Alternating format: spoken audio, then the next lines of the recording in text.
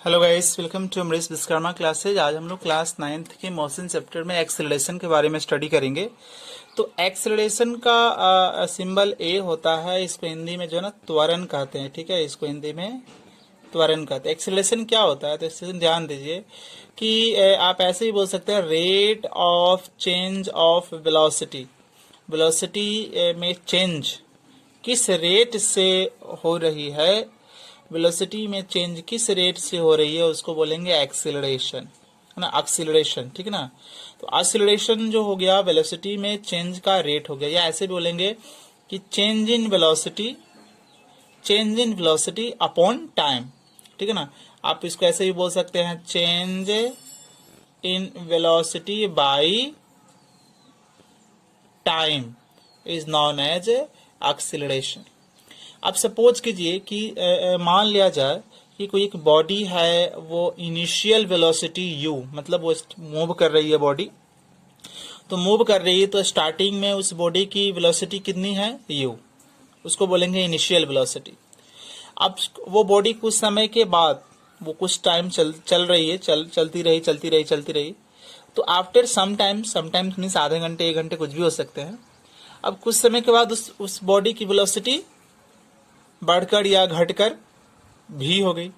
तो change in velocity कैसे निकालेंगे? चेंज इन वेलोसिटी, तो ये फाइनल वेलोसिटी और ये इनिशियल वेलोसिटी।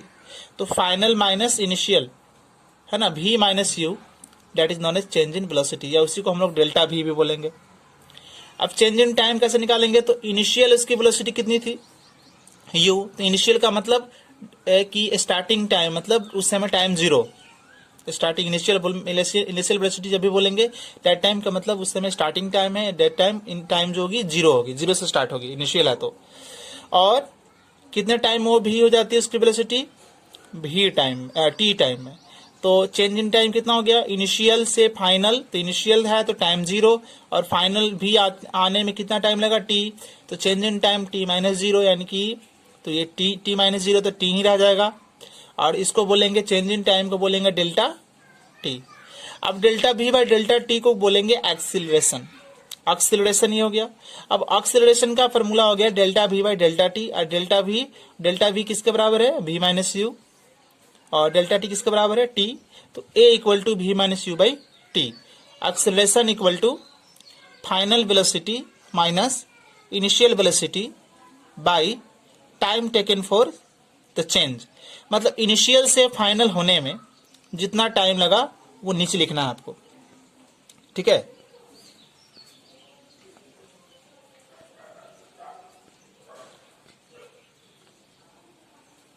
अभी हम लोग इसका ऐसा यूनिट की बात कर लेते हैं। अब इसका ऐसा यूनिट कैसे निकालेंगे? इसका ऐसा यूनिट जो है, तो ऐसा यूनिट तो फॉर्मूला हमने पढ़ा एक्सीलरेशन का, A equal to we minus you by T.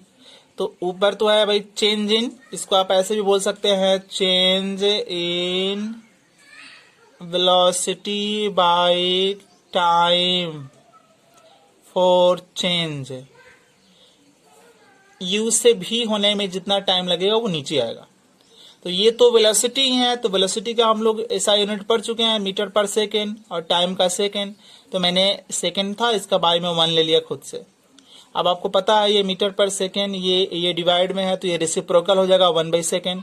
तो मीटर इंटू मीटर और second into second, second square, metre पर सेकेंड स्क्वायर। या ये सिंबल जब हटाओगे तो इसका जो पावर है वो नेगेटिव हो जाएगा, मीटर सेकेंड माइनस 2, ऐसे भी आप बोल सकते हैं। सीजीएस यूनिट का मतलब ऐसा यूनिट से छोटा होता है, इसका फुल फॉर्म होता है सेंटीमीटर ग्राम सेकेंड यूनिट। तो मीटर का सेंटीमीटर और सेकेंड का किसी भी यूनिट में सेकेंड ही रहेगा। क्वांटिटी कैसा है? ये वेक्टर क्वांटिटी एक्सेलरेशन। क्यों? क्योंकि एक्सेलरेशन के पास डायरेक्शन होती है। तो एक्सेलरेशन के पास डायरेक्शन होती है, इसलिए एक्सेलरेशन को वेक्टर क्वांटिटी बोलेंगे। और जो वेक्टर क्वांटिटी होगा उसके ऊपर एरो का मार्क्स लगाकर आप शो करेंगे, रिप्रेजेंट करेंगे। तो ये जो फार्मूला है ये वेक्टर क्वांटिटी है। और वेलोसिटी टॉपिक में आपको बताया गया है कि वेलोसिटी भी वेक्टर क्वांटिटी है, तो इसके ऊपर भी एरो का मार्क्स आएगा और इन दोनों के ऊपर एरो का मार्क्स आएगा। टाइम के पास डायरेक्शन नहीं होती है, इसलिए हमने इसके ऊपर कोई एरो मार्क्स नहीं लगाया है।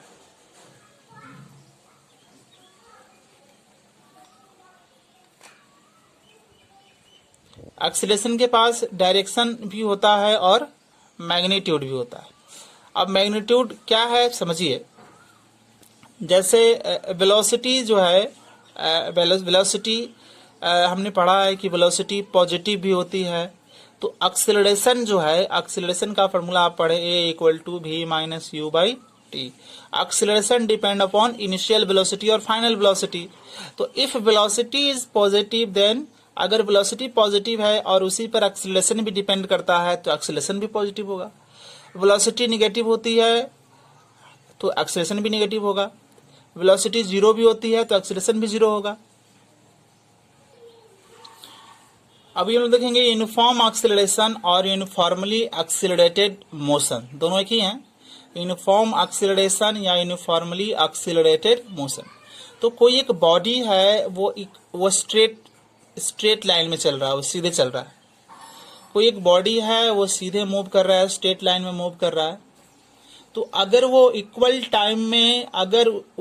टाइम में उसकी वेलोसिटी में इक्वल चेंज आ रहा है, ठीक है, कोई बॉडी है जो स्ट्रेट लाइन में चल रहा है, तो अगर उसकी वेलोसिटी में इक्वल टाइम में इक्वल चेंज आ रहा है तो उस एक्सेलरेशन को बोलेंगे यूनिफॉर्म एक्सेलरेशन। जैसे फ्रीली फॉलिंग बॉडी, ये अर्थ है, यहाँ से कोई गेंद है और गेंद को हमने गिरा दिया। अब सपोज करो कि इस गेंद पर केवल एक ही फोर्स काम करे, ग्रेविटेशनल फोर्स, ठीक है ना, ग्रेविटेशनल फोर्स, और कोई दूसरा फोर्स काम नहीं करे, तो इस सिचुएशन को कहते हैं फ्री फॉलिंग। फ्री फॉलिंग बोलेंगे और इस बॉडी को बोलेंगे फ्री फॉलिंग बॉडी। तो फ्री फॉलिंग बॉडी जब भी कहीं पर आप सुनेंगे ऐसा कॉन्टेक्स्ट, तो समझना है कि वहां पर केवल एक ही फोर्स एग्जिस्ट कर रहा है, प्रेजेंट है। वो आपका कौन सा फोर्स है? ग्रेविटेशनल फोर्स है। और वो बॉडी जो कहलाएगी, जो फॉल कर रही है, उसको बोलेंगे हम फ्री फॉलिंग बॉडी। तो फ्री फॉलिंग बॉडी में कुछ ऐसा होता है कि इक्वल टाइम में उसकी वेलोसिटी में इक्वल चेंज आती है। इसका मतलब उसके पास कौन सा एक्सेलरेशन है? Uniform acceleration. इसके बाद नॉन यूनिफॉर्म एक्सेलरेशन, इसी का दूसरा नाम आप ऐसे भी बोल सकते हैं non uniformly accelerated motion.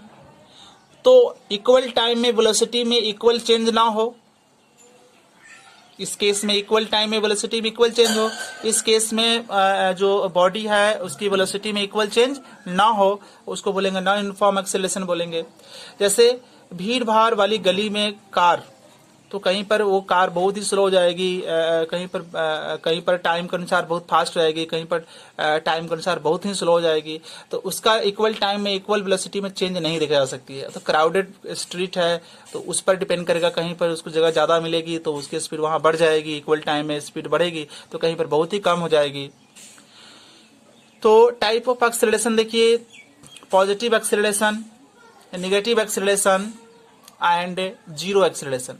Positive acceleration का मतलब कोई बॉडी जो है वो अपना उसकी स्टार्टिंग में कितनी वेलोसिटी थी 10 और फाइनल क्या हो गई 20। तो स्टार्टिंग इनिशियल वेलोसिटी 10, फाइनल 20।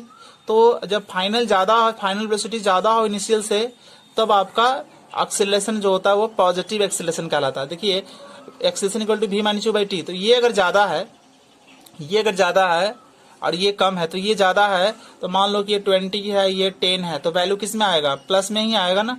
तो भी ज्यादा होने पर, फाइनल वेलोसिटी ज्यादा होने पर, है ना, जो एक्सेलरेशन होता है उसको बोलते हैं पॉजिटिव एक्सेलरेशन।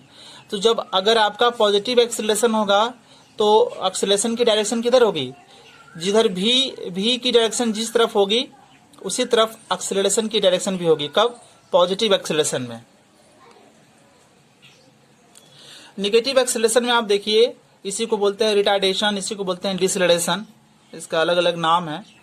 u 10 है और v 5, v घट गया, v फाइनल वेलोसिटी कम हो गई। अब फाइनल वेलोसिटी यानी कि ये 10 और ये 5, तो वैल्यू तो माइनस में ही आएगी, तो इसको बोलेंगे नेगेटिव एक्सेलरेशन। तो फाइनल वेलोसिटी कम होने पर नेगेटिव एक्सेलरेशन, तो उस एक्सेलरेशन की डायरेक्शन किसके अनुसार हम लोग कैलकुलेट करेंगे? तो डायरेक्शन कौन डिसाइड करेगी? डायरेक्शन जो है u के अनुसार होगी। u जिस डायरेक्शन में जाएगी उसी डायरेक्शन में एक्सेलरेशन भी होगी। किस केस में? नेगेटिव एक्सेलरेशन के केस में। इसके बाद है आपका जीरो एक्सेलरेशन। अब ये जीरो एक्सेलरेशन क्या है? जब u भी दोनों सेम हो जाए, ये दोनों सेम हो जाए, 5 - 5 0, तो इसको बोलेंगे जीरो एक्सेलरेशन। और इस केस में एक्सेलरेशन की डायरेक्शन u के अनुसार भी हो सकती है और v के अनुसार, दोनों के अनुसार आप डिसाइड कर सकते हैं। अभी हम लोग देखेंगे equation of uniformly accepted motion. हम लोग जो है मोशन के इक्वेशन से भी हम लोग फैमिलियर होंगे, परिचित होंगे। तो फर्स्ट इक्वेशन ऑफ मोशन किसको बोलते हैं? v equal to you plus a t को बोलेंगे। सेकेंड इक्वेशन ऑफ मोशन किसको बोलते हैं? s equal to u t plus half a t square को बोलेंगे। थर्ड इक्वेशन ऑफ मोशन किसको बोलते हैं? v square equal to u square plus 2as को बोलेंगे।